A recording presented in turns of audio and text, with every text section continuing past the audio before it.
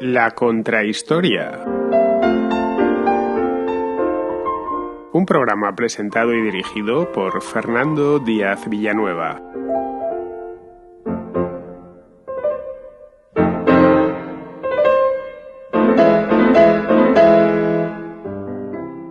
A principios del siglo XX, el territorio que ocupa el Estado de Israel formaba parte del Imperio Otomano. Se encontraba dividido entre el Valiato de Beirut y el Mutasarrifato de Jerusalén. En aquella región reinaba la paz desde hacía siglos, concretamente desde que en 1517 el sultán Selim I se la había arrebatado a los mamelucos egipcios. Ese prolongado periodo de paz solo se vio interrumpido por la llegada en 1799 de un ejército francés capitaneado por Napoleón Bonaparte, que libró una breve guerra contra los otomanos. Consiguió Napoleón hacerse con algunas plazas, pero se estrelló contra San Juan de Acre, fuertemente amurallada y asistida por los británicos desde el mar. Durante el sitio de Acre, Napoleón envió una proclama a un periódico francés, en la que llamaba a los judíos europeos para que emigrasen a la tierra de sus ancestros y restableciesen la antigua Jerusalén. Nadie en Europa se tomó en serio aquella proclama. Napoleón fue derrotado en Siria y regresó a Egipto. Años más tarde, Mehmed Ali, el valí de Egipto, se enfrentó allí mismo con el sultán otomano, pero una revuelta obligó a los egipcios a marcharse. Para entonces, entre las comunidades judías de Europa, la idea de emigrar a Jerusalén había cobrado cuerpo. Comenzó entonces un goteo de inmigrantes judíos llegados de Europa y de otras partes del mundo que no se detendría hasta el momento presente. El fenómeno se intensificó en la segunda mitad del siglo, organizándose en torno a las llamadas aliyás, grandes olas migratorias hacia la tierra de Israel para establecerse allí. En ello tuvo mucho que ver un escritor austrohúngaro llamado Theodor Herzl, fundador de la organización sionista, que promovía el retorno de todos los judíos europeos a Israel para que construyesen allí un Estado-nación como los que habían surgido en Europa tras la Revolución Francesa. Hasta el nacimiento del Estado de Israel en 1948 hubo 6 aliyás, que provocaron un cambio radical en la demografía de aquel lugar. En menos de un siglo, la población judía en esa zona se multiplicó por 60, pasando de unos 10.000 a mediados del siglo XIX a unos 600.000 en el momento de la independencia. La creación del Estado de Israel, de cualquier modo, no se hizo a costa del Imperio Otomano, que desapareció en 1920 con el Tratado de Sèvres, sino de un mandato temporal, el de Palestina, que la Sociedad de Naciones había encomendado al Imperio Británico. El problema era que los británicos durante la Primera Guerra Mundial habían prometido un Estado tanto a árabes como a judíos, para que se aliasen con ellos contra los otomanos. No cumplieron su palabra, pero el mandato se les terminó indigestando.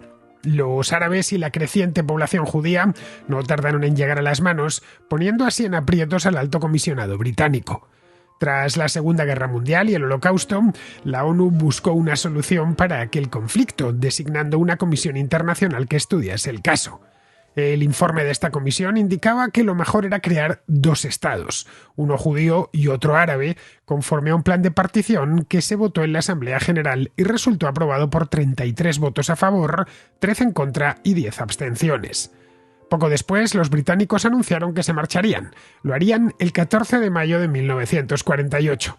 Un día antes, David Ben-Gurión, un judío de origen polaco que había emigrado durante la Segunda Aliyá y que ejercía de presidente de la agencia judía, declaró la independencia de Israel en un museo de Tel Aviv bajo un retrato de Theodor Herzl. Horas después, los ejércitos de Egipto, Jordania, el Líbano e Irak invadieron el nuevo estado, provocando una guerra en la que, contra pronóstico, se impusieron los israelíes. Ese fue el punto de inicio de un conflicto que traería 2 guerras más entre Israel y sus vecinos, y que, convertido ya en un enfrentamiento entre los israelíes y la población árabe local, dura hasta nuestros días.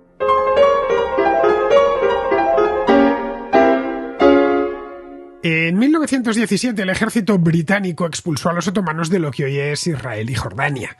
En una campaña que había empezado en Egipto, las fuerzas británicas al mando de Edmund Allenby se apoderaron de Jerusalén y de ciudades costeras como Haifa, que habían pertenecido al Valiato otomano de Beirut. Toda esta campaña os la conté en una contrahistoria, dará cosa de un par de años, la tenéis en el archivo por si os interesa escucharla. En principio los británicos no tenían interés alguno en esa región y nunca habían mostrado interés en aquella región. Era una región pobre, apartada y no tenía valor estratégico alguno. Durante el siglo anterior, es decir, el siglo XIX, el Imperio Británico se había concentrado en controlar Egipto, gobernado por los sultanes de la dinastía de Mehmed Ali, un valí de Egipto que se separó del Imperio Otomano en el siglo XIX. El interés británico era mercantil. La joya de la corona era la India. En 1859 se había inaugurado un canal que comunicaba el Mediterráneo con el Mar Rojo, el Canal de Suez, que tiene también su contrahistoria, por supuesto, situado al oeste de la península del Sinaí. El control del Canal de Suez era fundamental para los intereses imperiales británicos, que establecieron a lo largo del mar Mediterráneo una línea de puertos, Chipre, Malta y Gibraltar, controlados directamente por ellos, y que les servían tanto para el comercio, naturalmente, como para el carboneo de sus propios barcos y para proyectar su fuerza naval. Gibraltar era suya desde la Guerra de Sucesión Española a principios del siglo XVIII, desde el Tratado de Utrecht. De Malta se habían apoderado un siglo más tarde, tras las guerras napoleónicas, se la arrebataron a los franceses, y Chipre se lo terminarían arrendando al sultán otomano en el año 1878, que consideró que tener a los británicos en una isla al sur de Anatolia era una buena idea, porque los británicos le ayudarían a defenderse de los rusos, que en aquel momento eran para los otomanos, estamos hablando de la parte final del siglo XIX, su principal amenaza. Todo estaba concebido con un gran sentido práctico, como no puede ser de otra manera hablando de los británicos. Un barco que saliese de Southampton, por ejemplo, de Liverpool, podía ir haciendo escalas solo en puertos británicos hasta llegar, no ya a la India, hasta llegar a Singapur. En eso las regiones del Levante otomano, como podía ser Siria o podía ser Beirut o la propia Palestina, no interesaban mucho. Bastaba con que estuviesen en paz y no amenazasen el comercio británico en Suez, es decir, no amenazasen el canal, que era lo que más importaba a los británicos. En esa zona del Mediterráneo realmente lo único que les importaba. Todo eso cambió con el estallido de la Primera Guerra Mundial. El Imperio Otomano, como es bien sabido, se alineó con alemanes y austrohúngaros. Se convirtió en una de las potencias centrales, lo que le metió en la guerra directamente contra británicos, franceses y rusos. Suez pasaba a estar amenazada directamente y por lo tanto el Imperio Británico también lo estaba. Los alemanes lo sabían a la perfección, conocían la importancia que este canal tenía para el comercio británico y para la existencia misma del imperio. Era uno de sus, el canal de Suez era uno de sus, la columna dorsal, una de las columnas dorsales del imperio británico. Así que aprovechando que tenían a los otomanos como aliados, se fijaron en esta región y trazaron un plan. La idea alemana era enviar un ejército contra Egipto, un ejército otomano en principio, aunque armado por los alemanes y con oficiales alemanes como asesores. Se lanzaría contra Egipto, los otomanos podrían entrar en Egipto, ya de paso a recuperarlo un siglo después, tomarían Suez, que era lo que les interesaba a los alemanes, se apoderarían del canal y pondrían en jaque a los británicos. Los incomunicarían, no totalmente, porque los barcos británicos podrían seguir navegando, circunnavegando África, pero pondrían al imperio en problemas serios. Recordemos que el Imperio Británico en aquel momento no solo estaba en la India, también estaba en Pakistán, Bangladesh, Sri Lanka, Malasia, en fin, que llegaba hasta los confines del mundo conocido, que en aquel entonces era todo el mundo. Para el canal de Suez también se utilizaba para llegar hasta Australia o Nueva Zelanda, que eran dos dominios británicos. El planteamiento, de los alemanes era un planteamiento estratégico que de haberles funcionado hubiera cambiado seguramente el curso de la guerra. Pero esto en Londres lo vieron venir a la primera, sabían que los alemanes les iban a atacar por ahí, que al margen de las operaciones que tuviesen lugar en el frente occidental, en Europa, iba a haber problemas en Próximo Oriente, concretamente en la zona del canal. Así que organizaron una campaña que en lugar de limitarse a defender el Sinaí, que es lo que se plantearon al principio, es decir, que si los alemanes y los otomanos llegaban, lo defendiesen, construyesen una muralla antes del canal, antes de llegar al canal, tenían que pasar a la ofensiva, es decir, adentrarse en el valiato otomano de Beirut y en el mutasarrifato de Jerusalén. Esa era la organización administrativa que existía entonces en el Imperio Otomano en aquel lugar. El valiato, como dice la palabra, lo gobernaba un valí y el mutasarrifato lo gobernaba un mutasarrif, ambos nombrados directamente por el sultán de Constantinopla.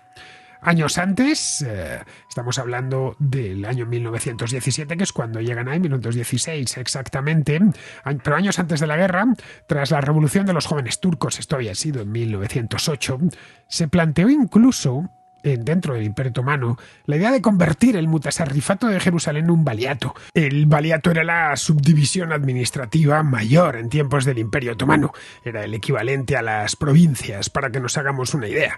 Jerusalén tenía importancia religiosa, sin duda, pero no la importancia que adquiriría, sobre todo a partir del final de la Primera Guerra Mundial. Esa importancia simbólica y política que adquiriría posteriormente y que naturalmente hoy sigue teniendo, por supuesto. Pero en aquel entonces no era tan importante. Esa es la razón por la que en el valiato estaba la sede, la capital del valiato estaba en Beirut, había otro más en Damasco, pero Jerusalén no tenía el propio. Tenía que conformarse con un mutasarrif, que era un cargo de una entidad algo menor. El hecho es que aquella zona era muy tranquila, había sido muy tranquila, y es algo que se suele ignorar. Era de hecho un lugar que cuando entró Allenby con los británicos para sacar a los otomanos y a los alemanes de allí en 1917, era un lugar en el que no había pasado casi nada en 4 siglos. Desde que en 1517 el sultán otomano Selim I arrebatase Jerusalén a los mamelucos egipcios, que habían controlado aquella zona desde el siglo XIII, es decir, desde el final de las cruzadas. De forma genérica, a aquella zona se le conocía como Palestina, pero de forma genérica, al mismo nombre que había llevado una provincia romana creada por el emperador Adriano tras la rebelión de Bar Kokhba, que os contaba en una contrahistoria de hace no mucho tiempo. Antes de eso, Palestina se había llamado Judea.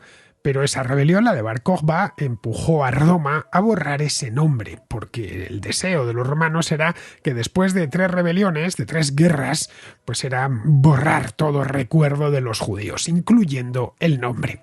La nomenclatura, es decir, Palestina, se mantuvo durante el periodo bizantino.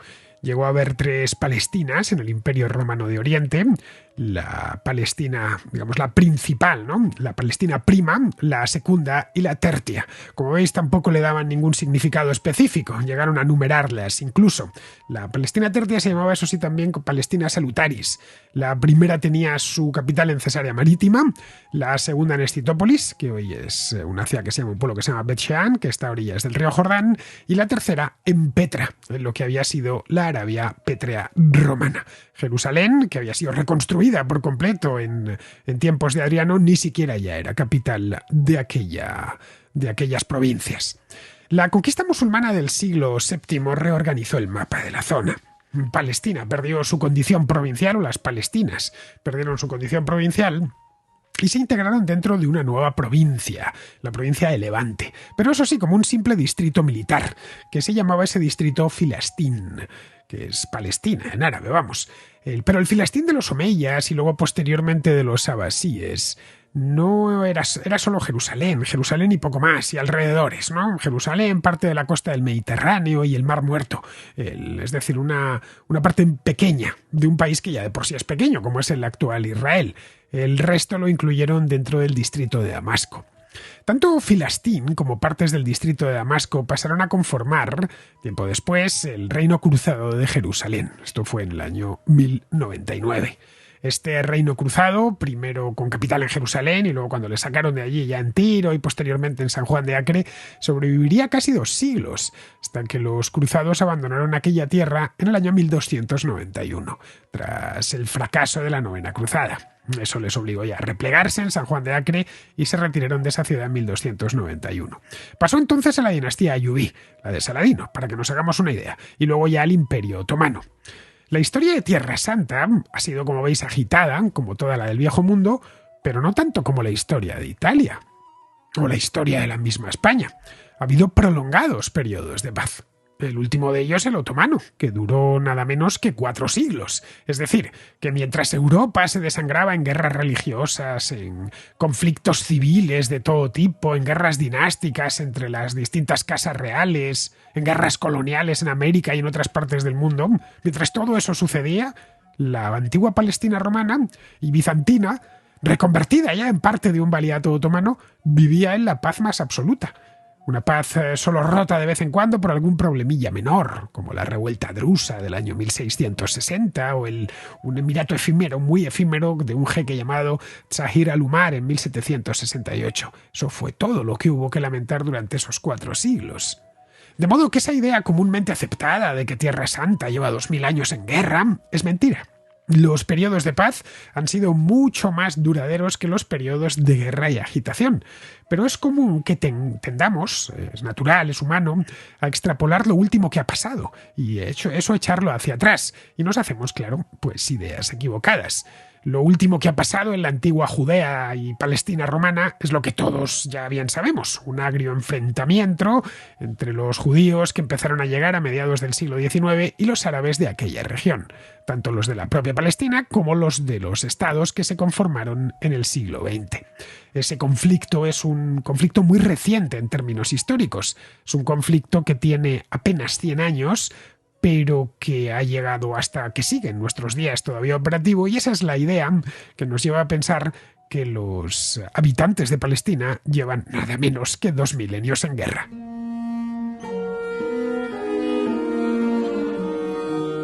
Si los 400 años de dominio otomano fueron bastante pacíficos, a partir del año 1917, cuando los británicos entraron en Jerusalén, se abrió un nuevo ciclo histórico que aún no se ha cerrado, marcado por lo contrario, marcado por la agitación, la guerra y la violencia. Los problemas empezaron cuando se disolvió el Imperio Otomano en el Tratado de Sèvres en el año 1920. 3 años antes, como os decía más arriba, los británicos habían ocupado el Mutasarrifato de Jerusalén y también el Valiato de Beirut. La Sociedad de Naciones, que acababa de ser fundada, no sabía muy bien qué hacer con ello, y los británicos se encontraban además comprometidos por sus propias promesas. Tanto a judíos como a árabes les habían asegurado que si ganaban la guerra les concederían un estado propio, que tendría como territorio ese de lo que había constituido el Mutasarrifato de Jerusalén y una parte del Valiato de Beirut. Todo en principio perfecto. Ya decía antes que los británicos no tenían ningún interés territorial en aquella zona y no lo habían mostrado a lo largo del siglo XIX, si no fuese porque estos 2 estados ocupaban el mismo territorio, y un mismo territorio no puede tener 2 dueños. La Sociedad de Naciones, consciente del problema, encargó a los británicos que se quedasen allí, de forma temporal, hasta que el asunto se resolviese, o que ayudasen ya de paso los británicos a resolver el asunto que habían provocado ellos mismos, el problema que habían provocado ellos mismos. Los judíos se escamaron, porque el primer ministro de la época, David Lloyd George, les había hecho la promesa, a través de la Declaración Balfour, una promesa que decía explícitamente que el Imperio Británico veía favorablemente el establecimiento de un hogar nacional judío, y no en cualquier sitio, sino en Palestina. Los árabes también lo hicieron, porque de lo que Lloyd George les había prometido no quedaba absolutamente nada. Al contrario, lo que veían tanto unos como otros, tanto judíos como árabes, era que los británicos habían largado de allí a los otomanos simplemente para ponerse ellos. Que en lugar de llamarse Valiato o Mutasarrifato se llamase British Mandate o Alto Comisionado, para ellos era lo de menos. El hecho es que había pasado de mandar un otomano, un turco, a mandar un británico. Se constituyó entonces el llamado Mandato Británico de Palestina. Escogieron ese nombre, el de Palestina, porque tenía reminiscencias romanas, no lo olvidemos, y porque así era conocida aquella tierra, al menos en Europa, de forma genérica. La zona bajo mandato de los británicos en 1920 incluía, no solo era el actual Israel, era más amplio, incluía lo que hoy es Israel, Jordania, también Cisjordania y Gaza. Poco después, los británicos separaron Jordania del mandato, lo que se conocía como Transjordania, es decir, lo que está al otro lado del río Jordán, y la transformaron en un protectorado británico que adquirió el nombre de Emirato de Transjordania. A su frente colocaron una dinastía árabe, los hachemitas, que habían sido jerifes de la Meca. Sus 2 primeros emires, Abdullah y su hijo Talal, habían de hecho nacido en la Meca, que hoy está en Arabia Saudita. Arabia Saudita en aquel entonces todavía no había hecho acto de aparición. Ese Emirato de Transjordania se convertiría en el Reino de Jordania años más tarde, en el año 1946. Talal pasó a ser rey y su hijo Hussein, el padre del actual monarca, que es Abdullah II, nació ya en Amán. Como veis, podemos hacer un recorrido de los reyes de Jordania muy rápido porque es un reino que tiene menos de 100 años. Como Emirato, 100 años clavados. La parte oriental, es decir, la Transjordania, no ocasionó problemas a los británicos. Formaron ese Emirato hachemí y se olvidaron del asunto. Con eso lo dieron por resuelto. El conflicto no estaba ahí.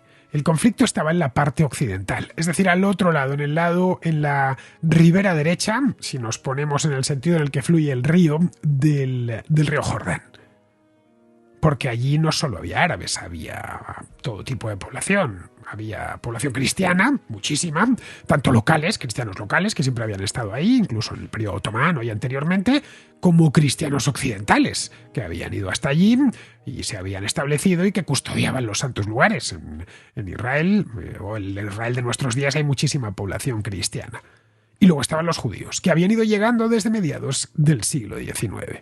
Para entonces la población judía en Palestina, en el momento en el que se establece el mandato británico, rondaba las 80.000 personas, casi todas inmigrantes o hijos de inmigrantes. En aquel momento casi todos inmigrantes. 100 años antes, cuando Napoleón se había dejado caer por allí con motivo de la campaña de Siria, de la que os hablaba antes, la cantidad de judíos era muy reducida. Había, por supuesto, judíos en esa zona, pero eran muy pocos, unas 6.000 personas, más o menos. Es decir, que habían pasado de 6.000 hasta 80.000. Se había multiplicado por 12. Se trataba, ya digo, de judíos que habían llegado entre mediados del siglo XIX y finales de ese mismo siglo y principios del XX. Durante las dos primeras aliyás, entre 1880 y 1914, y anteriormente. Era por lo general gente llegada desde Centro Europa y Europa Oriental que querían volver a la tierra de sus ancestros y empezar una nueva vida, allí huyendo básicamente del antisemitismo que había en Europa, especialmente en zonas como el Imperio de los Zares, en Rusia, en ciertas zonas de Centro Europa, donde el antisemitismo estaba en máximos. En 1922, de hecho, los británicos realizaron un censo para saber cuánta gente vivía en el mandato, porque es que ellos no lo sabían, todo lo que tenían eran los papeles que les habían dejado los otomanos, ¿no? Se encontraron con catastros, algunos censos fiscales y poco más, pero querían saber exactamente cuánta gente había.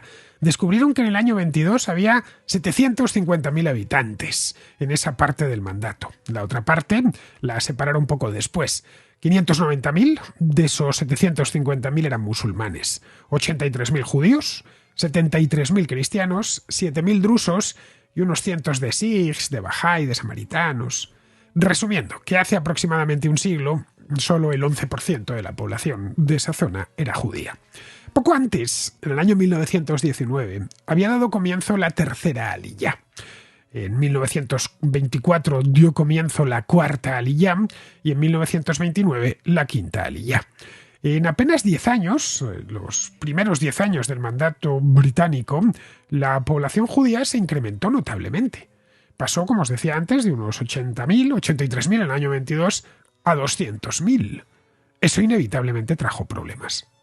Los judíos llegaban en son de paz, no llegaban como soldados ni con idea de invadir nada, llegaban allí como agricultores, como granjeros, compraban terrenos y podían permitírselos y lo trabajaban ese terreno. Habían fundado incluso una ciudad, la ciudad de Tel Aviv, que nació junto a la playa, nació de la manera más curiosa posible, nació en un reparto de parcelas por sorteo que hicieron unos colonos judíos en el año 1909. Su intención en principio no era fundar una ciudad, sino repartirse una tierra.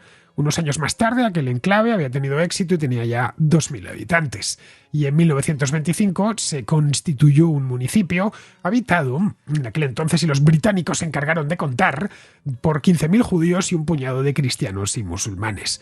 Hoy Tel Aviv es la ciudad más grande, no es la capital, pero es la ciudad más grande de todo Israel. Una ciudad importante, tiene unos rascacielos espectaculares.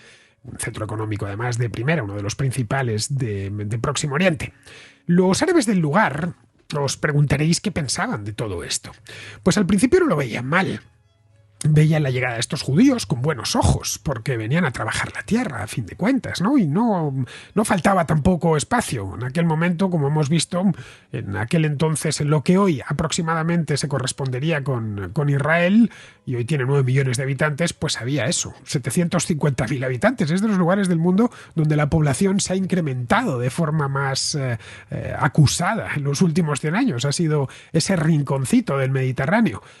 Había espacio, había muchas tierras sin cultivar y estos inmigrantes judíos, la mayor parte de ellos eran jóvenes y venían con ganas de trabajar la tierra y de no buscar problemas. Esto era las primeras aliyás, estoy hablando.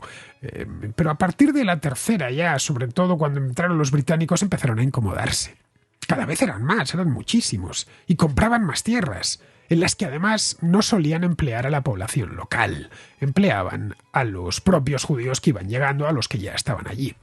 Los árabes más instruidos, que no era evidentemente pues un campesino, sino los de ciudad o los que tenían estudios, sabían también que los británicos habían jugado a aprendiz de brujo durante la guerra y que habían prometido a aquellos judíos que acababan de llegar o llevaban poco tiempo allí, les habían prometido un hogar nacional en su propia tierra.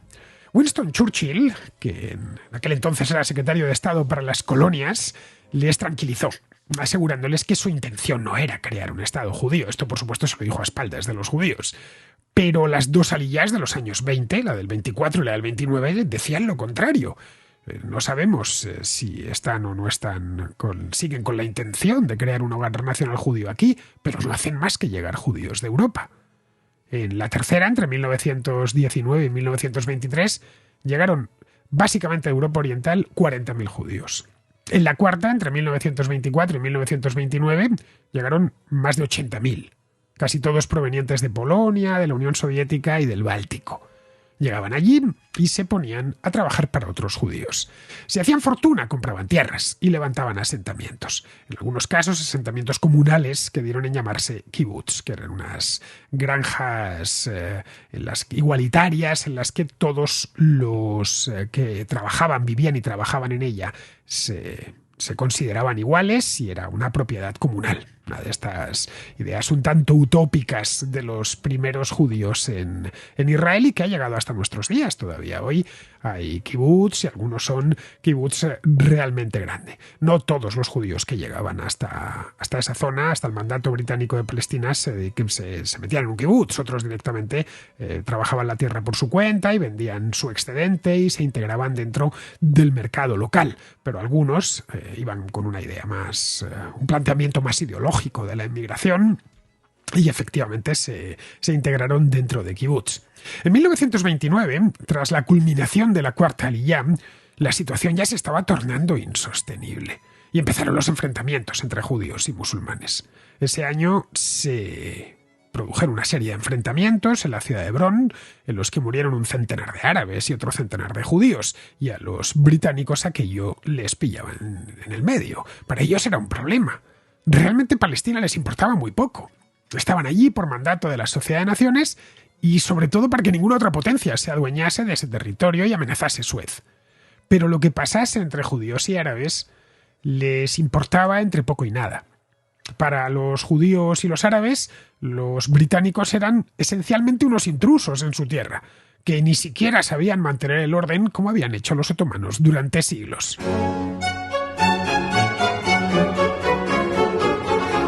A partir del año 1933, coincidiendo con la llegada al poder de Hitler en Alemania, se intensificó la emigración de judíos hacia el mandato británico. Entre 1929 y 1939, la década de los 30, que fue una década además presidida por la crisis económica, tanto en América como en Europa, llegaron 250.000 judíos allí. La mitad de ellos entre 1933 y 1936. Huían estos de Austria, huían de Alemania, de Checoslovaquia y de Polonia. De Austria y Alemania pues era lo lógico, empezando por Alemania, ya que el discurso antisemita y claramente antijudío de los nazis era obvio, vamos, que estaba publicado y el propio Hitler no escatimaba invectivas contra los judíos y a partir del año 34 empezó a castigarles severamente, marcando incendiando sus tiendas, desatando pogromos al principio de baja intensidad y luego de intensidad mucho más elevada.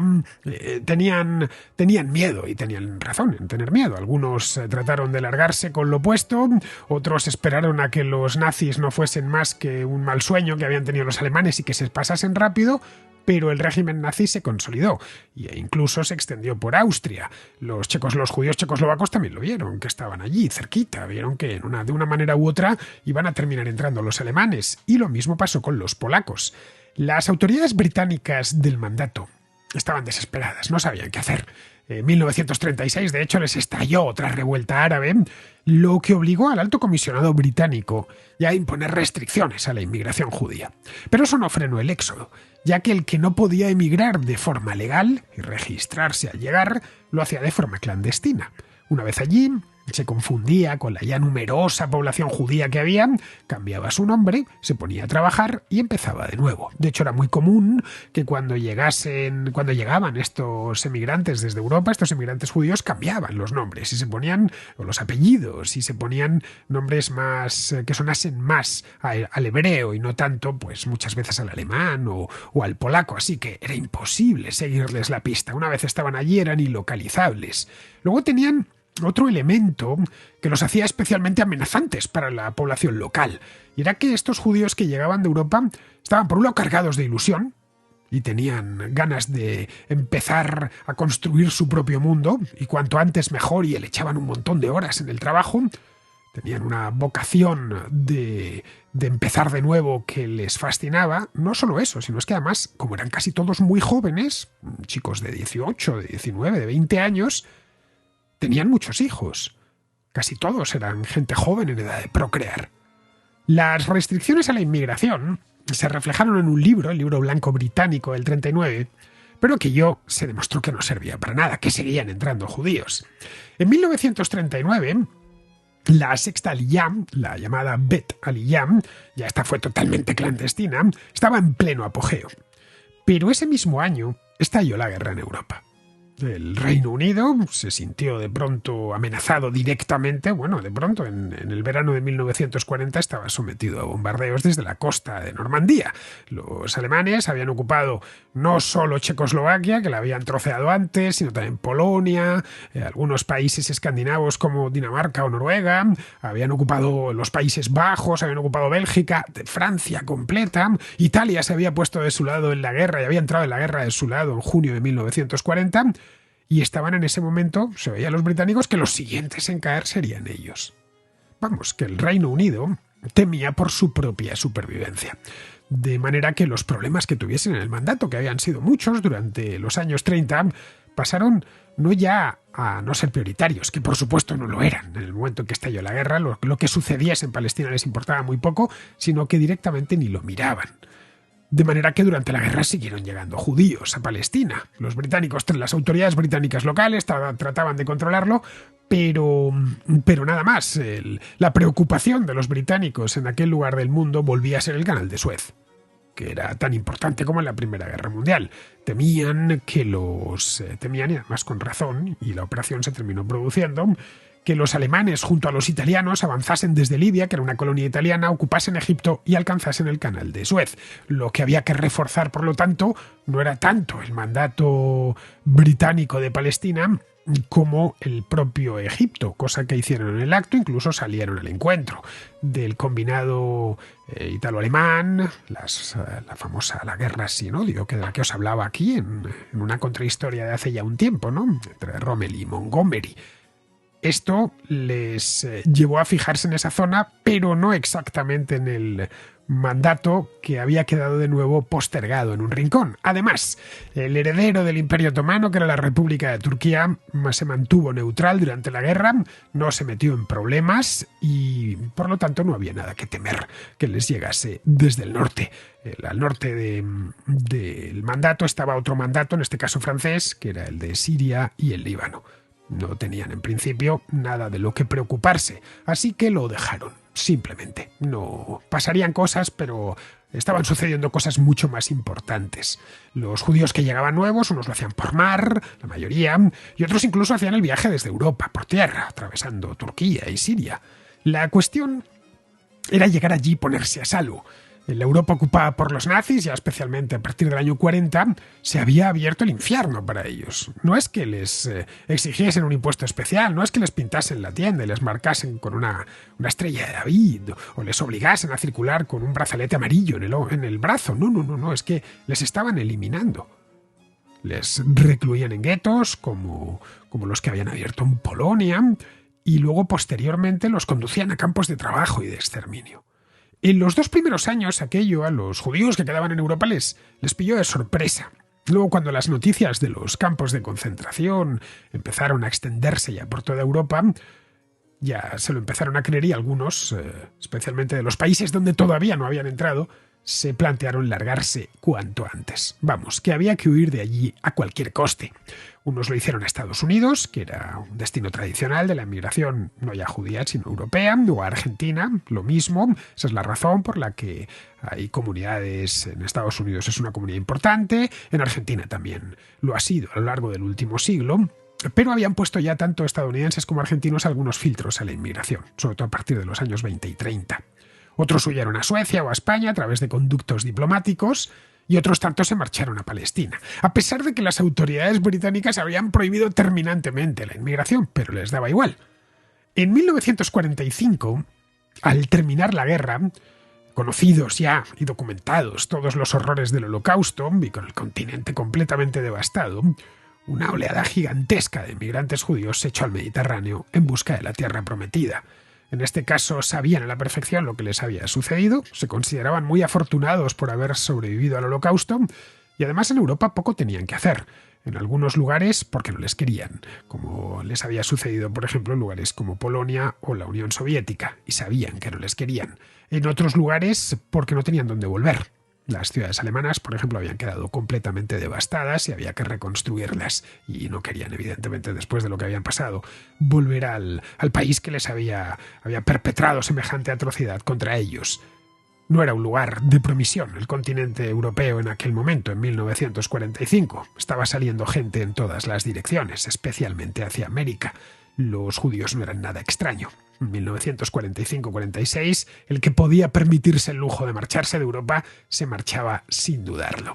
Los británicos seguían ostentando el mandato en Palestina. En esto no había cambiado absolutamente nada. A pesar de que se había fundado la ONU lo único que hizo fue renovar ese mandato que había concedido su antecesora, la Sociedad de Naciones. Pero tenían bastantes problemas en aquel momento. El imperio estaba arruinado, el propio Reino Unido, la propia Gran Bretaña lo estaba, había supuesto un coste de defenderse tremendo, y había partes del propio imperio, como la India, que reclamaban su independencia. Palestina era, en esencia, una China en el zapato, que succionaba personal, succionaba recursos, y no traía más que problemas de todo tipo. Los británicos lo que hicieron fue, tan pronto como se acabaron las negociaciones de paz y los acuerdos, solicitar ayuda a las recién creadas Naciones Unidas, explicándoles que no querían seguir allí, que llevaban ya 20 años y que, que llevaban ya 30 años o casi 30 años y que no tenía, en el año 47 llevaban ya 30 años, se cumplía el 30º aniversario de su entrada durante la Primera Guerra Mundial y que no querían, que tenía que buscar Naciones Unidas una solución para eso. Las Naciones Unidas respondieron al llamado británico y empezaron a buscar esa solución. El 15 de mayo del 47, pero hacía 2 años que había terminado la guerra en Europa, la Asamblea General de la ONU nombró una comisión internacional compuesta por representantes de 11 estados. Estaban Australia, Canadá, Checoslovaquia, Guatemala, la India, Irán, Holanda, Perú, Suecia, Uruguay y Yugoslavia. Fueron estos 11.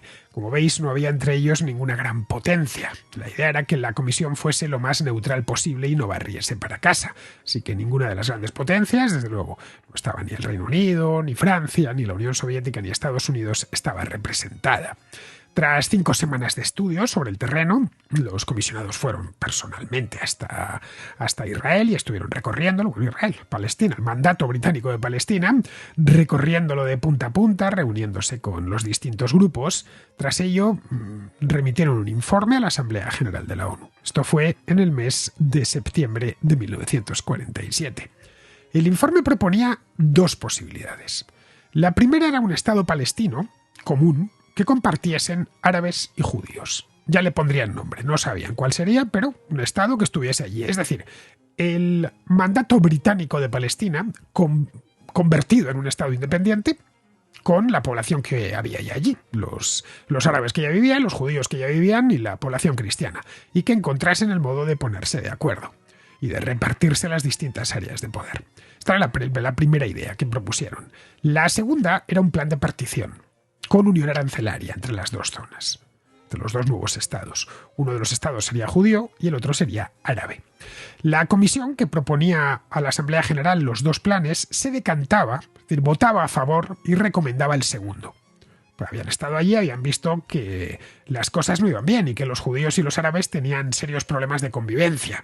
Así que para evitar que tan pronto como ese estado naciese, a la vuelta de 3 meses, estuviesen ya de guerra civil y matándose y cortándose el cuello, pues mejor que tuviesen cada uno su propio estado. Este informe se convirtió, la segunda parte del informe, la que proponía 2 estados, se convirtió en la resolución 181 de Naciones Unidas, que automáticamente se procedió a votar, porque los británicos no querían esperar ni un minuto más. Si la idea, la comisión se había empezado a reunir en mayo del 47, en septiembre habían recibido ya el informe, durante ese verano habían ido los comisionados hasta Palestina. En noviembre, el día 29 de noviembre del 47, se sometió a votación en la Asamblea General. 33 países votaron a favor, 13 votaron en contra y hubo 10 abstenciones. Los 6 estados árabes, que eran miembros de la ONU, votaron, por supuesto, en contra. También lo hizo Turquía. El Reino Unido se abstuvo porque al ser la potencia administradora de la zona no quería significarse ni de un lado ni del otro. Y también seguramente porque no simpatizaban con ninguno de los dos bandos. También se abstuvieron Argentina y Chile. En Europa, Francia votó a favor, junto a Suecia y los Países Bajos. Otros grandes estados europeos, como Alemania o Italia o España, no votaron, porque no eran aún miembros de Naciones Unidas. España e Italia accedieron en 1955 y las dos Alemanias lo hicieron tan tarde como en 1973. Entre tanto, sobre el terreno, los árabes y los judíos seguían peleándose. Luchaban, de hecho, cuando se supo que se iba a partir aquello, a partir de septiembre, a partir de ese verano. Se estuvieron reuniendo con los comisionados de la ONU y ya sabían que la cosa iba a ir por una partición. Empezaron a luchar por controlar posiciones estratégicas en la zona.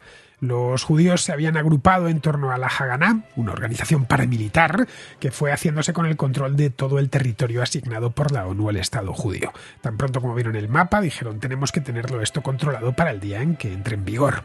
Se hicieron, por ejemplo, con Tiberíades, con Haifa, con Yafo, que es una ciudad pequeña y antigua y bonita, que está junto a Tel Aviv.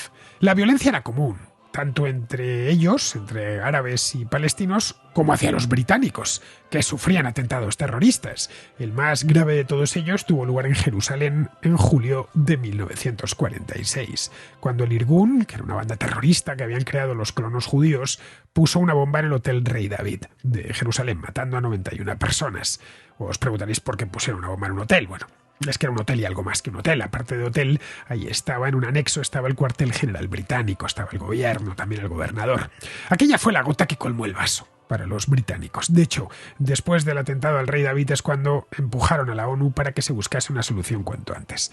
Eso desató además una formidable crisis política dentro del Reino Unido.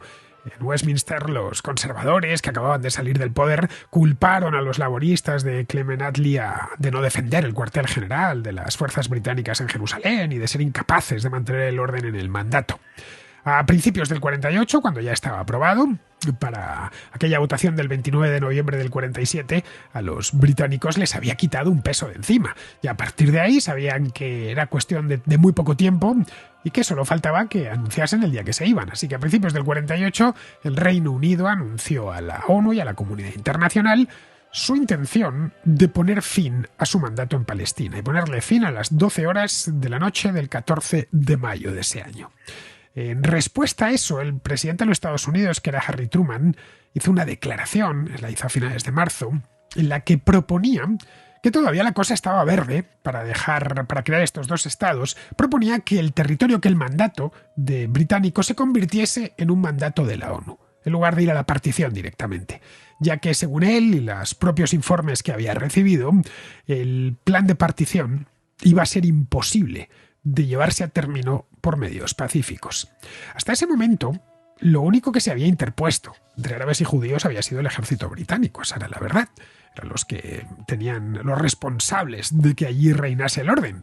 En el momento en el que se fuesen los británicos, era obvio que ambos bandos llegarían a las manos. Lo que no sabían era cómo.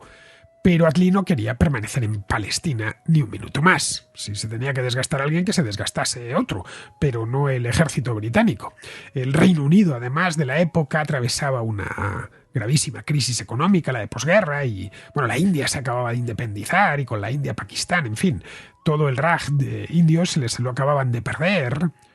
Durante los primeros meses de 1948 veían que lo que tenían que pensar era cómo iban a desmantelar el imperio y no tanto los problemillas de Palestina. Así que durante ese periodo, ese primer semestre del 48, fueron organizando el repliegue, recogiendo las cosas y organizándolo todo para embarcarlo hacia Gran Bretaña y marcharse. Y el 14 de mayo dieron por concluido el encargo que la Sociedad de Naciones les había hecho 28 años antes, en 1920, al terminar la Primera Guerra Mundial. En total, los británicos habían controlado aquella región 31 años, desde que entraron allí en 1917, para luchar contra los otomanos y sus aliados, los alemanes. Pero no parece mucho tiempo, 30 años. Pero la Palestina que dejaban se parecía poco a la que había cuando ellos llegaron. La población era mucho mayor. En 1917, esa zona del Imperio Otomano había unos 650.000 habitantes, más o menos, de los cuales, como os decía antes, unos 80.000 eran judíos. En 1947 había ya casi 2 millones de habitantes, 650.000 judíos y 1.200.000 árabes.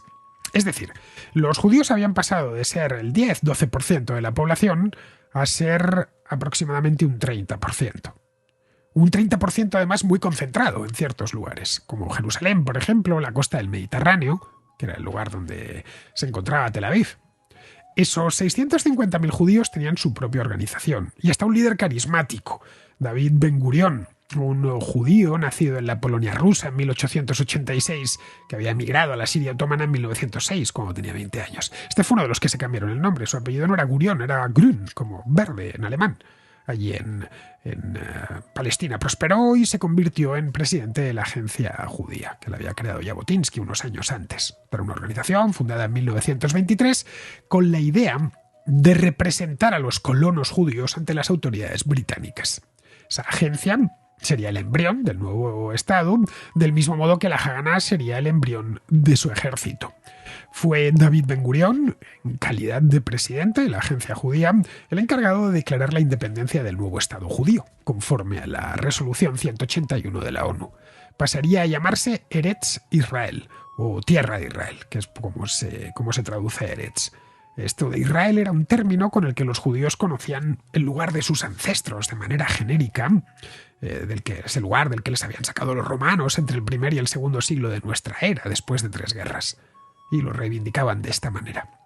La declaración se hizo en un edificio de Tel Aviv, la casa Dizengoff, construida por un tipo llamado Meir Dizengoff, un judío moldavo que había participado en ese reparto de parcelas que dio lugar a Tel Aviv en 1909, que os contaba antes. Bueno, pues la parcela que le tocó levantó su casa. Un edificio feísimo, por cierto.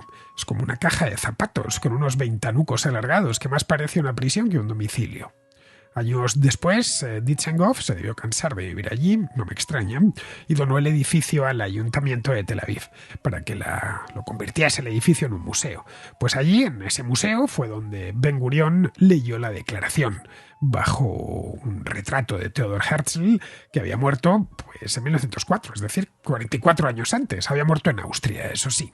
Un año más tarde se encargaron de solicitar al gobierno austríaco que les permitiesen exhumar los restos de Herzl que estaban en un cementerio de Viena y los inhumaron en Jerusalén, en un monte que hay al oeste de la ciudad, al que rebautizaron con su nombre, el monte Herzl, que tiene además un bosque muy bonito.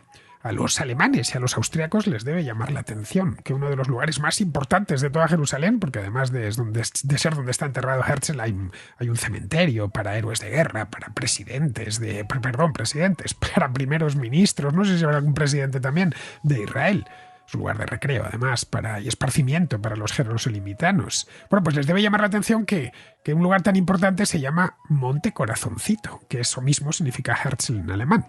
Bien, la rapidez con la que actuó Ben Gurión y la agencia judía en el 48, en mayo del 48, dejó un poco descolocados a los estados árabes, que recurrieron inmediatamente a Naciones Unidas para informarles que intervendrían de inmediato, porque querían restaurar la paz y establecer la ley y el orden en Palestina.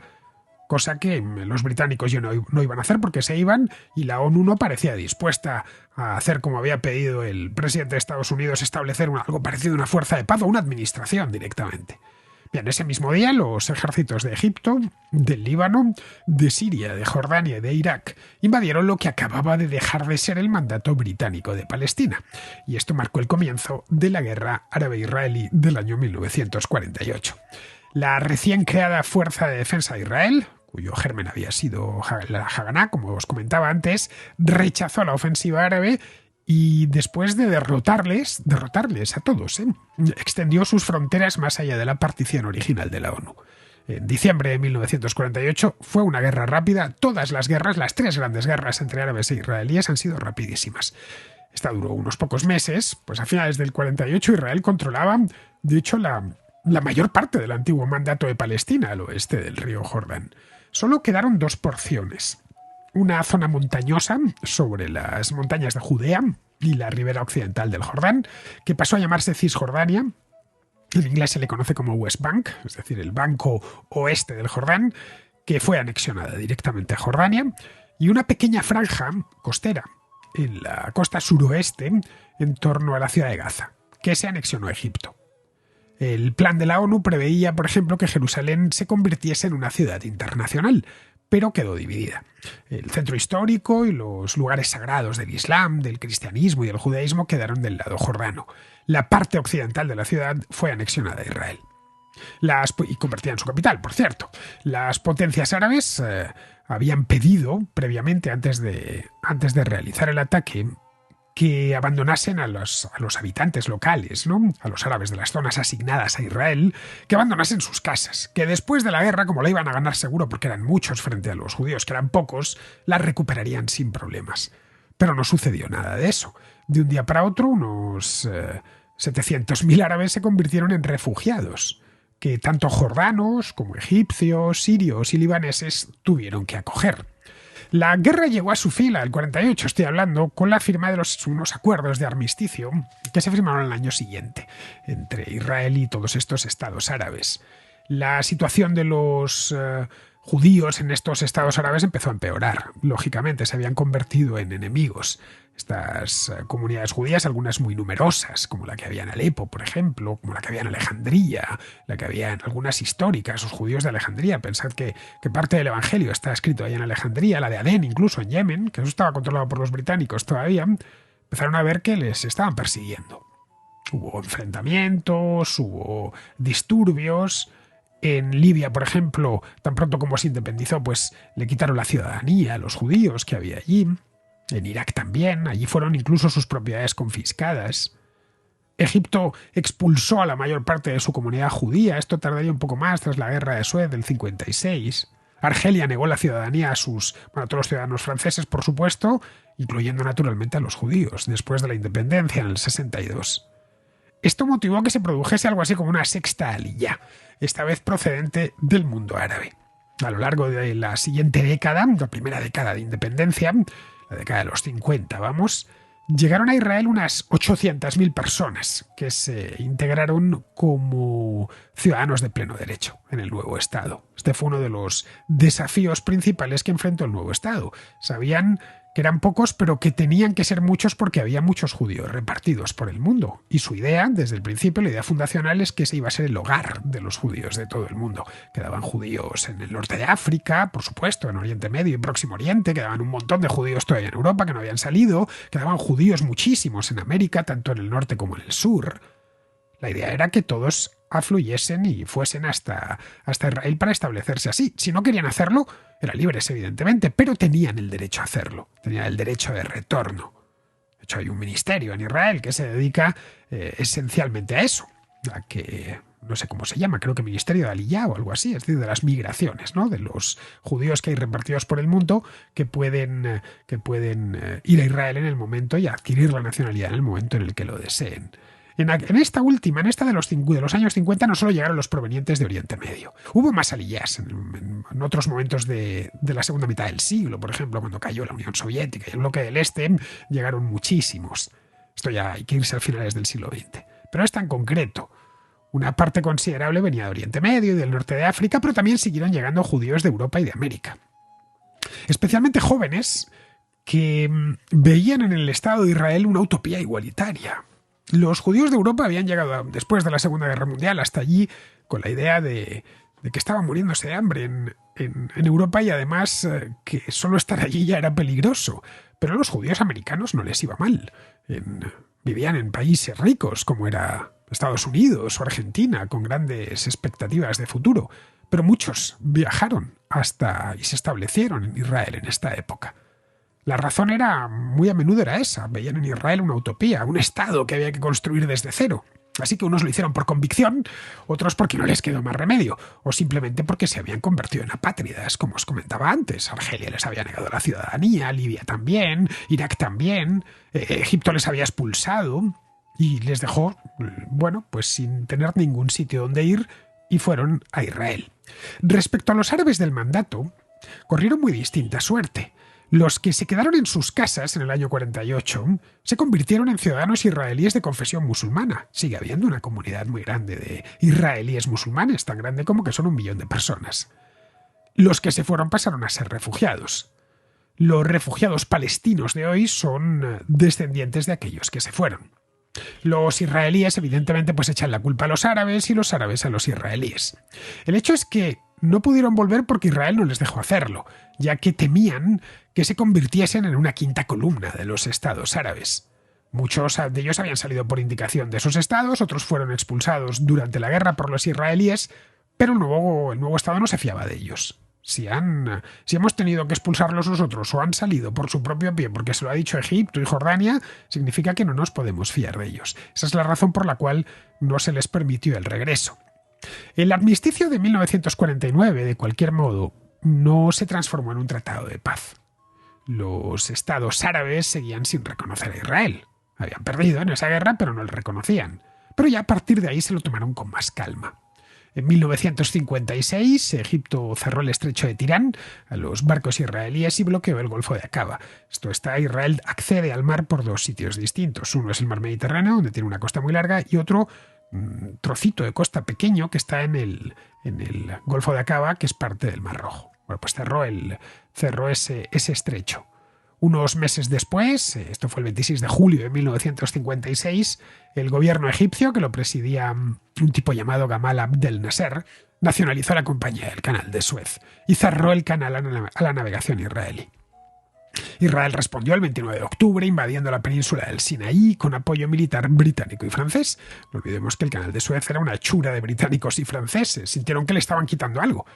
La crisis de Suez obligó a Estados Unidos y a las Naciones Unidas a que se firmase un alto el fuego.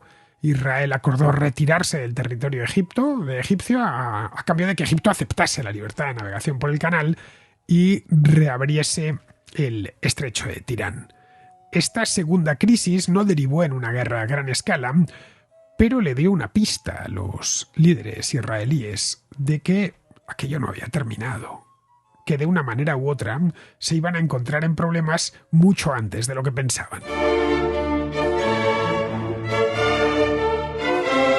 El gobierno israelí era consciente del riesgo que existía de que le invadiesen otra vez. De hecho, estaban seguros que les iban a invadir otra vez, pero habían ganado ya la independencia y tuvieron que concentrarse en la construcción del nuevo Estado, que era con lo que habían soñado durante décadas.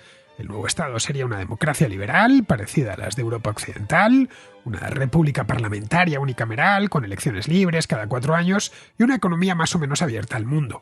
Se abordaron grandes obras de infraestructura, especialmente de aprovisionamiento de agua, aquella zona del mundo es muy seca, para poner en cultivo grandes áreas de desierto, o zonas que no son de desierto pero que habían permanecido sin cultivar hasta ese momento, y si habían permanecido sin cultivar o cultivadas a medias era porque faltaba agua, es decir, a crear todo el regadío que fuese posible para que eso le permitiese alimentar a una población creciente, que no dejaba, por cierto, de crecer, y que dejasen incluso excedente para exportar.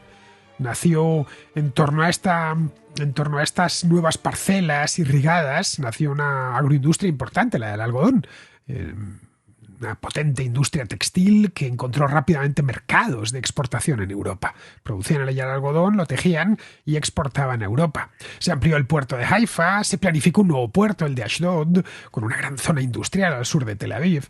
Eso les permitió consolidar el Estado y prepararse para una nueva invasión árabe, algo que sabían que sucedería en algún momento no muy lejano. Ese momento llegó en 1967.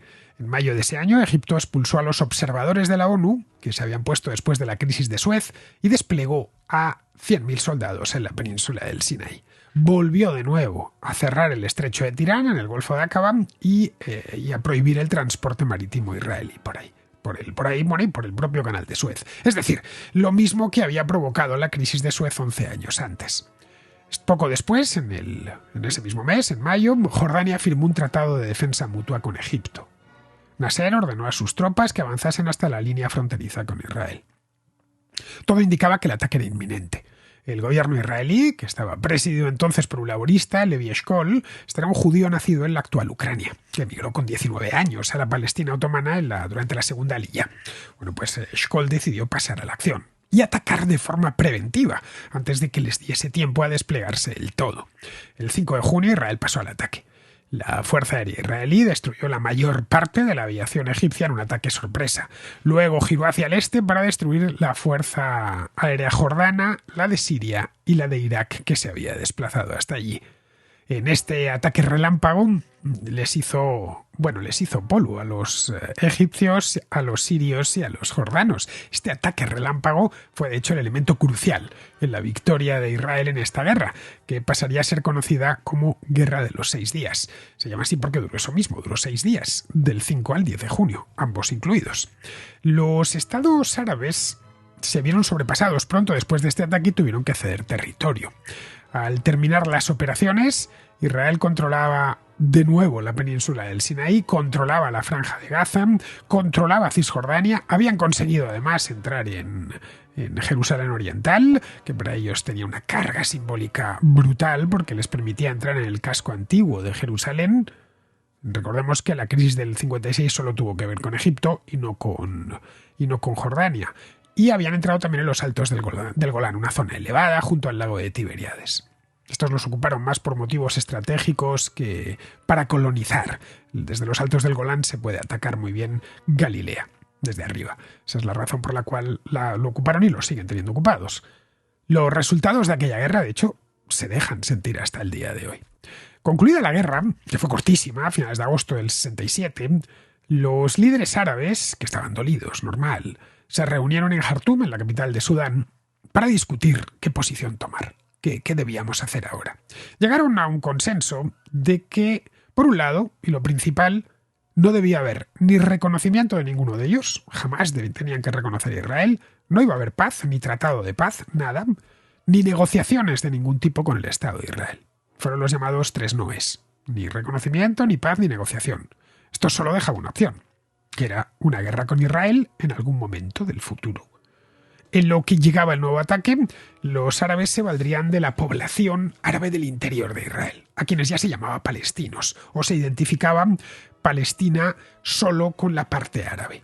Pensad que el mandato británico de Palestina englobaba a todos. En el año 1930, por ejemplo, tan palestino era un judío que vivía allí como un cristiano, como un musulmán. Ya en este momento pasaron a ser solo los de origen árabe. Tenían su propia organización, estos palestinos, la OLP, que había sido fundada poco antes, en 1964 en Jerusalén, pero en Jerusalén cuando era todavía una ciudad jordana. La OLP fue un empeño personal de Nasser. El primer secretario general de la organización era un tipo llamado Yasser Arafat, tipo ya nació en Egipto y palestino por parte de madre. Su padre era un comerciante del Cairo. Esta primera OLP no hablaba de independencia palestina aún. Servía a los intereses panarabistas de Nasser, que había creado una gran república árabe a caballo entre África y Próximo Oriente. La república, llamada República Árabe Unida, se fundó en 1958 con la unión de Egipto y Siria, y con la idea de que se sumasen más países. Pero duró muy poco, duró hasta 1961, cuando ya los sirios se separaron. Pero Nasser tenía esa idea metida en la cabeza, entre ceja y ceja la tenía clavada. El nombre, de hecho, de República Árabe Unida se mantuvo solo para Egipto hasta 1971, un año después de la muerte de Nasser. La OLP tenía como misión combatir a los israelíes en Israel para acabar con ese estado y que Egipto y Siria quedasen unidas por tierra. Estaba inscrita dentro de un proyecto mucho mayor, panarabista, insisto. En 1969, Egipto comenzó a librar la llamada Guerra de Desgaste, que fue una idea de Nasser. El objetivo de esta guerra era agotar a los israelíes, que ocupaban el Sinaí mediante bombardeos incesantes y ataques continuos. Israel respondió con sus propios bombardeos, claro, sobre cuarteles, aeródromos, puertos egipcios. Pero un año más tarde, Nasser murió de un infarto, y su sucesor, Anwar el-Sadat, no estaba por la labor de seguir desperdiciando hombres, material, municiones, dinero en una guerra tan absurda. Si iban a la guerra, sería en serio, sería una guerra en condiciones, no esta guerra de desgaste que se había inventado Nasser. Entrarían con el ejército en Israel, buscarían aliados, evidentemente los habituales, que si Jordania, que si Siria, y lo borrarían del mapa. Además, creían haber aprendido ya algo de cómo combatían los israelíes después de 2 guerras en 20 años. A Sadat tampoco le gustaba que Nasser hubiese llenado el gobierno de asesores soviéticos, que se enteraban de todo y que complicaban cualquier cosa, porque para Estados Unidos el hecho de que la URSS estuviese tan cerca de Egipto significaba que tenían que apoyar a Israel, claro, para compensar. Estamos en plena Guerra Fría, no lo olvidemos. Cosa que Estados Unidos había hecho desde sus inicios y más aún desde los años 60, cuando los soviéticos se infiltraron en el mundo árabe, a través de Siria, Egipto y Libia. Lo que tenían claro en Egipto era que el siguiente ataque tenía que ser por sorpresa. Habían aprendido la lección del 67 cuando el ataque por sorpresa les dejó cao. Es decir, sin declaración de guerra ni nada. De hecho, continuaban en guerra. Y sin dar pistas, realizando movimientos sospechosos. Para ello corrió en su auxilio el hecho de que la guerra de desgaste, puesta en marcha en el 69, había dejado muchas tropas en la frontera, cuya misión era desgastar a los israelíes, claro. Los israelíes ya sabían que estaban allí, pero eso no era necesariamente sinónimo de una guerra inminente. Es decir, no podían hacer el ataque preventivo que habían hecho en el 67. Los planes para el ataque final se llevaron con el máximo sigilo, y el 6 de octubre de 1973, Siria y Egipto se lanzaron contra las líneas israelíes, coincidiendo con la festividad del Yom Kippur, que es el día de la expiación, el día más sagrado del calendario judío. El ejército israelí fue tomado por sorpresa, y se cambiaron las tornas en este caso, y de completamente desprevenido. Tardó de hecho unos 3 días en movilizarse por completo. Esto llevó a otros estados árabes como Argelia, Irak, Jordania, Marruecos, incluso Libia, a enviar fuerzas expedicionarias para reforzar a los egipcios y sirios. Se pensó durante estos 3 días que a Israel le quedaban muy poco tiempo de vida y que desaparecería en cuestión de unas semanas o unos meses. Por detrás, la Unión Soviética, por supuesto, apoyaba el movimiento. Los países del Golfo Pérsico se apuntaron también a la fiesta, contribuyeron, decretando un embargo petrolífero a Europa, a Japón y a Estados Unidos, a Occidente. El embargo ocasionó que el precio del barril se multiplicase por 4, metiendo en una fulminante crisis económica a todos los países occidentales. Fue la famosa crisis del petróleo, que ya de por sí se merece su propia contrahistoria. A la vuelta de una semana, volvieron a cambiar las tornas. El ejército israelí ya se había hecho dueño de la situación. La invasión había sido repelida y tanto egipcios como sirios estaban replegando. El ejército israelí cruzó el canal de Suez y tomó posiciones al otro lado, amenazando incluso el delta del Nilo. En Naciones Unidas, Estados Unidos intervino con la idea de que eso acabase cuanto antes, porque en el caso de que los israelíes se viniesen arriba y atacasen Alejandría o el propio Cairo, podría eso convertirse en una guerra de mucha mayor escala, ¿no? Hasta incluso de que la Unión Soviética se terminase metiendo en ello. Que se podía abrir un nuevo Vietnam en En 1973, justo cuando acababan de salir los estadounidenses de Vietnam, un nuevo Vietnam en Oriente Próximo. Se alcanzó ese alto el fuego, un alto el fuego que interesaba a todas las partes. Interesaba a Estados Unidos porque evitaba un problema, interesaba a los israelíes porque su victoria había sido limpia y no tenían interés alguno en seguir avanzando. Interesaba también a sirios y egipcios, porque les permitía salir del atolladero en el que se habían metido ellos solos, sin lamentar más bajas que las de los militares que habían muerto en el campo de batalla. Es decir, se quedaban como estaban. La guerra de los 6 días del 67 y la del Yom Kippur del 73 dejaron asombrados al mundo entero. Israel había sido capaz de derrotar a 2 países mucho más grandes y mucho más poblados. En la del Yom Kippur, por ejemplo, los árabes no solo contaron con el factor sorpresa, que no estuvo de su lado en la del 67, es que además numéricamente eran muy superiores. Israel en esa guerra, la del Yom Kippur, que duró muy poco también, 19 días, puso sobre el terreno unos 400.000 efectivos. Egipto, solo Egipto, puso 750.000. Siria, 150.000. Y otros 100.000 provenientes de distintos estados árabes. Y no solo árabes, Cuba y Corea del Norte también participaron. Cuba envió 2 brigadas de tanques y Corea del Norte unos pilotos de caza. Es decir, 1 millón de hombres frente a 400.000. Y no es que fuesen los egipcios o los sirios a combatir con lanzas y arcos. No, iban con tecnología bélica moderna, con armas soviéticas esencialmente. Y aún así perdieron. Tanto los políticos como los principales generales israelíes, pues gente como la primera ministra, que era Golda Meir, Moshe Dayan, inconfundible con su parche en el ojo izquierdo, Isaac Rabin o Ariel Sharon, se convirtieron en celebridades en todo el mundo. Algunos eran judíos llegados de Europa, como Meir o Isaac Rabin, habían nacido ambos en Ucrania y emigrados durante la época del mandato británico, pero otros, como Moshe Dayan o Ariel Sharon, ya habían nacido allí, en asentamientos de colonos judíos llegados desde Europa. De hecho, Moshe Dayan había nacido en el primer kibutz que se había fundado. Pero para los israelíes la victoria era agridulce. Habían ganado por segunda vez, como decía antes, de manera muy limpia, pero sabían que los estados árabes no les darían tregua. Quizá a la tercera iba la vencida y les borraban del mapa, o a la cuarta, o quizá a la quinta. Era una cuestión de tiempo. Ellos eran muchos más. No se podían arriesgar. El suyo era un país muy pequeño, con mucha menos población que la de sus vecinos. No podían descuidar la defensa, obviamente, pero tenían que buscar acuerdos con los países limítrofes, especialmente con los 2 grandes, que eran Egipto y Jordania, con los que compartían una frontera más larga. Algo similar sucedía al otro lado del río Jordán y del canal de Suez. Los jordanos ya a esas alturas no veían que nada esencial se les hubiese perdido allí. Lo mismo sucedía con los egipcios. Quizá en 1948 era posible expulsar a los judíos, o al menos someterles, pero en los años 70 ya era mucho más difícil. Israel se había convertido en 1975 en un estado próspero, con un PIB per cápita similar al de Italia y solo ligeramente inferior al de Francia. Era a efectos económicos y políticos un estado europeo. Tenían 3,5 millones de habitantes y un ejército muy moderno apoyado por Estados Unidos y Europa Occidental. Una tercera guerra, en la que se metiesen, en este caso una cuarta guerra, después de la de Yom Kippur, podía perderse o ganarse a un coste altísimo. Y esto lo sabían tanto en Egipto como en Jordania. Era mejor llegar a algún tipo de acuerdo, en el que se reconociesen las fronteras del Estado de Israel, se aceptase el statu quo y a otra cosa. El primero de esos acuerdos llegó en 1979, por mediación de Estados Unidos, de Jimmy Carter, que era presidente de Estados Unidos en aquel entonces.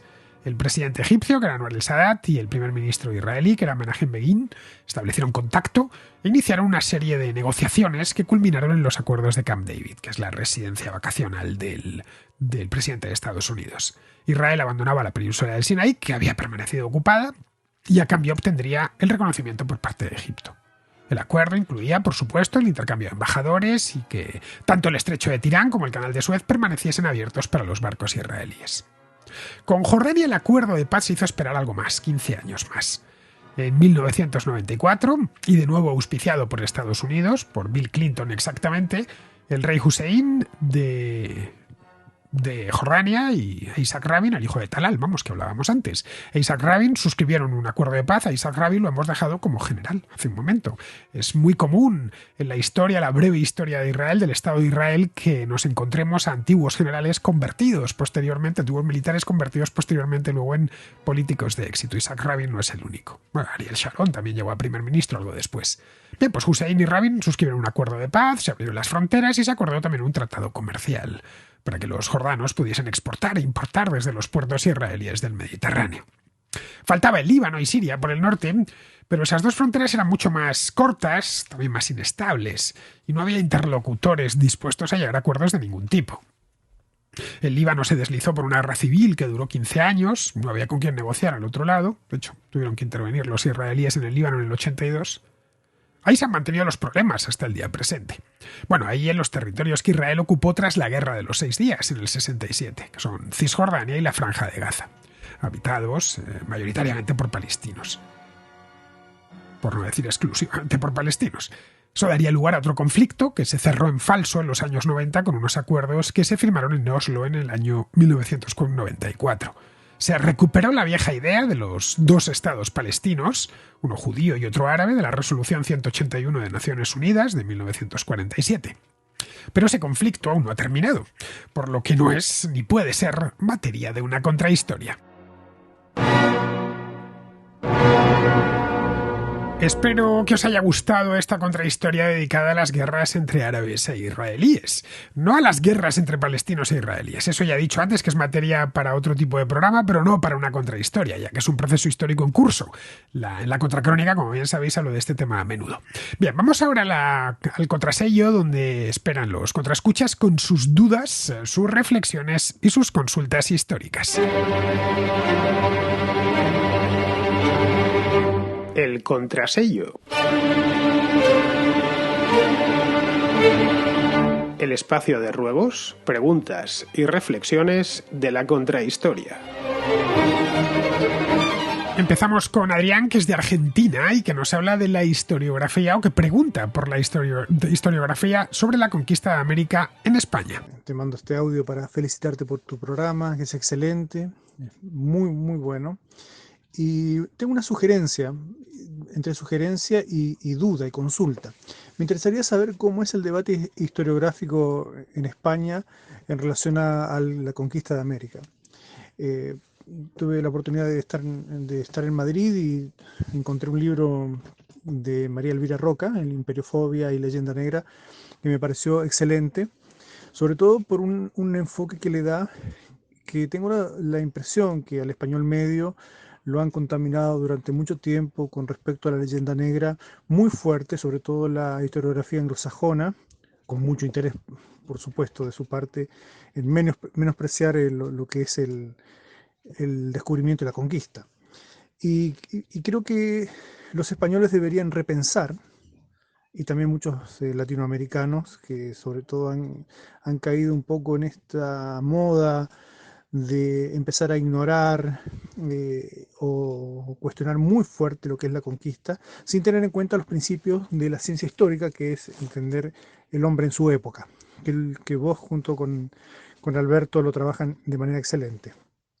Y hablar de la hazaña con letras mayúsculas, porque lo que hicieron los españoles en la conquista y en la primera parte del asentamiento es maravilloso, sobre todo teniendo en cuenta que sobre las dimensiones de lo que es América, las dimensiones geográficas que son gigantes. Yo he tenido la oportunidad de recorrer varios países americanos con los medios actuales.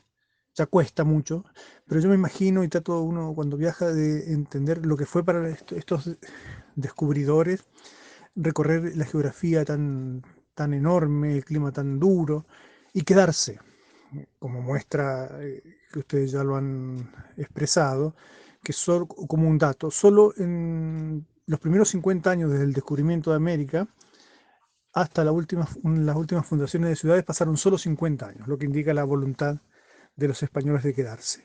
Me parece fantástico y te reitero, ver en qué está la situación historiográfica sobre ese debate, y creo que los españoles deberían sentirse orgullosos de ese proceso, sin perder de vista que son hombres de su época, ¿no? porque claro, entre la leyenda negra y la leyenda rosa están los matices. Hoy tuve la oportunidad de escuchar tu programa sobre Hernán Cortés con Alberto, que fue fantástico. Y claro, hablar de el Edén prehispánico es una falacia brutal, ¿no? Porque yo creo que los indígenas o los naturales americanos, previo a la llegada de los españoles, no vivían en un Edén, vivían también aterrorizados, vivían con mucha violencia. Para eso hay muchos datos con respecto al imperio mexica, como decías, pero en todas partes la violencia era consustancial, porque es consustancial al ser humano. Pero creo que van en la línea, tus programas en la línea que interesa de iluminar, de ilustrar y que cada persona se haga cargo. Bueno, me extendí un poquito, pero era más que nada para eso. Un abrazo. Efectivamente, Adrián, tan mala es la leyenda negra como la leyenda rosa. Estamos teniendo mucho de ambos en los últimos años en España y creo que también en Hispanoamérica. Este es un tema del que he hablado aquí en la Contrahistoria en más de una ocasión y que hace solo, 2 semanas o 3 semanas traté en profundidad con Javier Rubio Once, que acaba de sacar al mercado un libro titulado España contra su leyenda negra, que según tengo entendido, y me alegro mucho, se está vendiendo bastante bien. El de Javier es el último libro en llegar a una bibliografía muy amplia, desde que María Elvira Rocabarea sacó su Imperiofobia y Leyenda Negra hace ya unos 7 u 8 años. Se ha escrito un poco de todo y se ha abierto un debate, si te digo la verdad, la mar de interesante. Evidentemente, como no podía ser de otra manera, en este debate están participando historiadores serios y también activistas políticos. Tenemos activistas políticos en los dos lados. Hay activistas en el lado negro legendario, que se dice ahora, y aunque esos ya los teníamos antes, especialmente en torno al indigenismo, y activistas del otro lado. Esos son más recientes. Se han apoderado, por ejemplo, del término hispanismo y están haciendo auténticos destrozos. Bueno, Javier denuncia esos destrozos en España contra su leyenda negra. Pero vamos, por fortuna el debate está activo, se publica muchísimo, también se investiga, y luego la divulgación en este aspecto ha dado un salto de gigante. Esto era imposible de encontrar hace 30 años.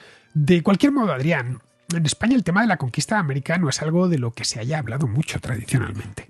Quitando a la gente más aficionada a la historia o más politizada, no es algo que se tenga muy presente. Se sabe que existieron los virreinatos en América y que allí se habla español y que existió Cortés y poco más.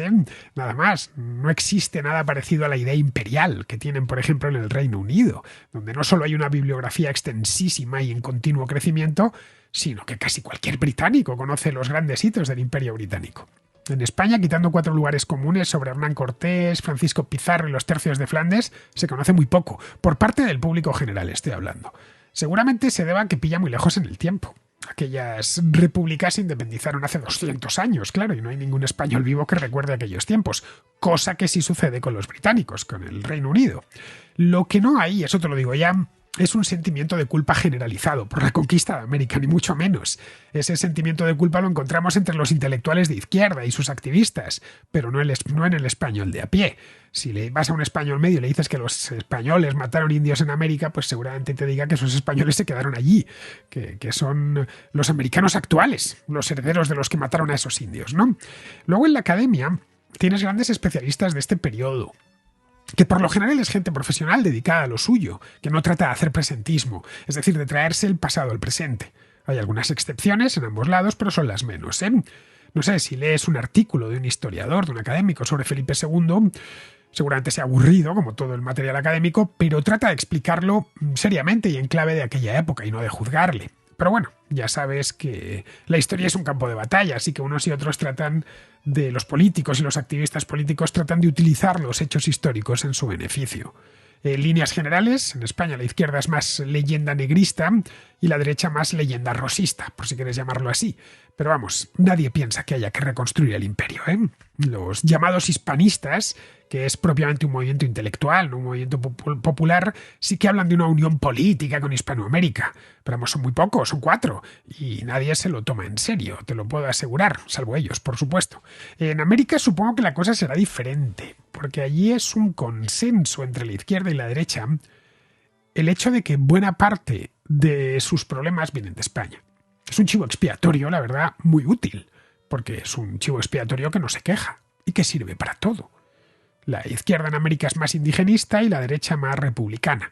pero ambas tienen a España como la responsable de los males que les afligen. Bueno, a España y también a Estados Unidos, en el caso de México y de los países caribeños. Es curioso porque tampoco tiene mucho fundamento histórico, más allá de si el fundamento histórico es la época virreinal. Bueno, los herederos de esa época son los propios mexicanos de hoy en día, o chilenos, o argentinos, o colombianos, ¿no? Es la misma gente, la gente no volvió. De los antepasados de los americanos actuales son los americanos del virreinato, los antepasados más lejanos, quiero decir, que se mestizaron, que se mezclaron con la población local, en unos sitios más y en otros menos, en lugares como Guatemala mucho y en lugares como Uruguay poco, porque había poco indígena, ¿no? Pero vamos, no tanto por eso, sino por lo que ha podido incordiar o influir España políticamente en América, en Hispanoamérica, en los últimos 2 siglos. Ha sido muy poco. La injerencia de España en los asuntos de Hispanoamérica ha sido nula desde la guerra del Pacífico en el 66, que enfrentó a España, pero bueno, fue una guerrita minúscula. Vamos, que los españoles no se bajaron de los barcos contra Chile y Perú.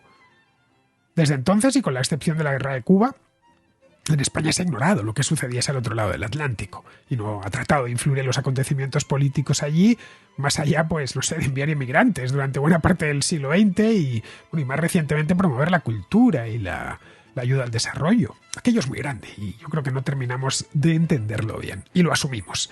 Bien, vamos ahora con Gregorio, que pregunta por la línea Mason-Dixon en Estados Unidos y su significado. Ayer estaba escuchando una de mis canciones favoritas de Mark Knopfler, que se llama Sailing to Philadelphia, y en ella hablan de la línea Mason-Dixon. El caso es que he leído un poco sobre el tema y no termino de entender muy bien cuál fue la relevancia de esta supuesta línea. Me preguntaba si tú podías ayudarme un poco a conocer su importancia. Bueno, eso es todo. Muchísimas gracias. Bueno, la Mason-Dixon Line es la frontera sur del estado de Pensilvania, eso lo sabe cualquier estadounidense, que corre algo por encima del paralelo 39. Va del estado de Virginia Occidental al oeste, al de Delaware al este. En origen fue la frontera entre las colonias de Pensilvania, Maryland y Virginia. Esta frontera no estaba clara al principio porque no había quedado bien fijada. La colonia de Maryland se había creado en tiempos de Carlos I de Inglaterra, al que decapitaron, mediante una concesión hecha a un tipo llamado Lord Baltimore. Bueno, la principal ciudad de Maryland es Baltimore, de ahí le viene, pero no la capital. La capital del estado de Maryland es Annapolis, que es donde está la Academia Naval de Estados Unidos. Años más tarde se creó otra colonia más al norte, a instancias de un cuáquero inglés llamado William Penn. Penn creó la colonia de Pensilvania, dándole su nombre. El bosque de Penn, ¿no? Una cosa así. Un siglo más tarde, los colonos de Pensilvania y los de Maryland se seguían peleando por los límites de sus respectivas colonias. Los de Maryland decían que estaba más al norte y los de Pensilvania que estaba más al sur, y que llegaba incluso hasta la bahía de Chesapeake, casi llegaba a lo que hoy es Washington DC. Así que decidieron contratar a dos topógrafos ingleses, que eran Charles Mason y Jeremiah Dixon, para que trazasen la línea definitiva. Mason además era astrónomo. Esta línea, que se prolongaba hacia el sur, dividiendo los estados de Maryland y Delaware a través de la península de Delmarva, quedó fijada unos años antes de la Guerra de la Independencia.